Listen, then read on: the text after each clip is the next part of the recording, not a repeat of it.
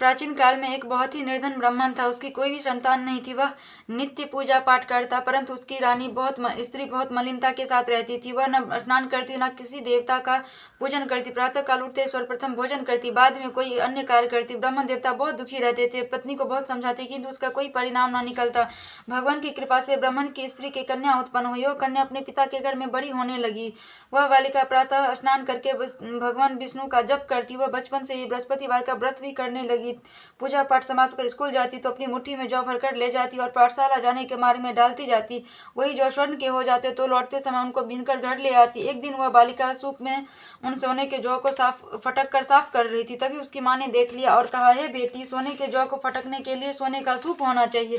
दूसरे दिन गुरुवार था। इस कन्या ने व्रत रखा और बृहस्पति देव से प्रार्थना करके कहा, हे प्रभु, यदि मैंने सच्चे मन से आपकी पूजा की हो तो मुझे सोने का सूप दे दो। बृहस्पति देव ने उसकी प्रार्थना स्वीकार करी। रोजाना की तरह वह कन्या जौ फैलाती स्कूल चली गई। स्कूल से लौटकर जब वह जौ बिन रही थी तो बृहस्पति देव की कृपा से उसे सोने का सूप मिला।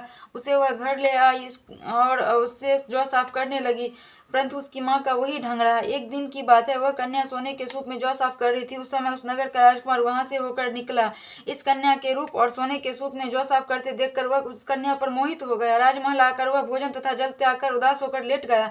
राजा को जब राजकुमार द्वारा अन्न जल त्याग करने का समाचार ज्ञात हुआ तो अपने मंत्रियों के साथ वह अपने पुत्र के पास गए और बोले, हे बेटा, तुम्हें किस बात का कष्ट है? किसी ने अपमान किया है अथवा और कोई कारण है? मुझे बताओ, मैं वही करूंगा जिससे तुम्हें प्रसन्नता हो।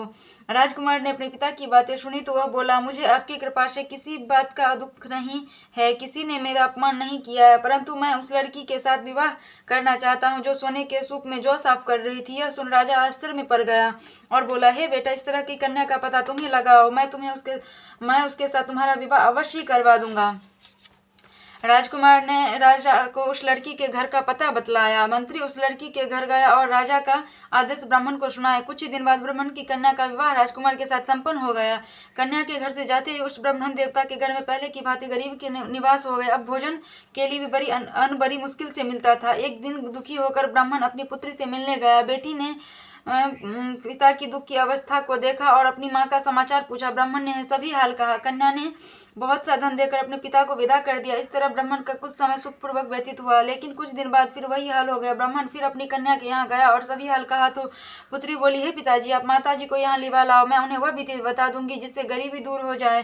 ब्राह्मण देवता अपनी स्त्री को साथ लेकर अपनी पुत्री के पास राजमहल पहुंचे तो पुत्री अपनी माँ को समझाने लगी, हे माँ, तुम प्रातः काल उठकर प्रथम स्नान करके श्री हरि विष्णु का भगवान का पूजन करो तो सब दरिद्रता दूर हो जाएगी। परंतु उसकी माँ ने उसकी एक बात नहीं मानी। वह प्रातः काल उठकर अपनी पुत्री का बच्चा जूठन खा लेती थी। एक दिन उसकी पुत्री को बहुत गुस्सा आया। उसने एक रात एक कोठरी से सारा सामान निकाल दिया और अपनी माँ को उसमें बंद कर दिया। प्रातः उसमें उसे निकाला तथा स्नान करा के पूजा पाठ करवाया तो उसकी माँ की बुद्धि ठीक हो गई। इसके बाद वह नियम से पूजा पाठ करती और प्रत्येक बृहस्पतिवार को व्रत रखने लगी। इस व्रत के प्रभाव से उसकी माँ भी बहुत धनवान हो गई और बृहस्पति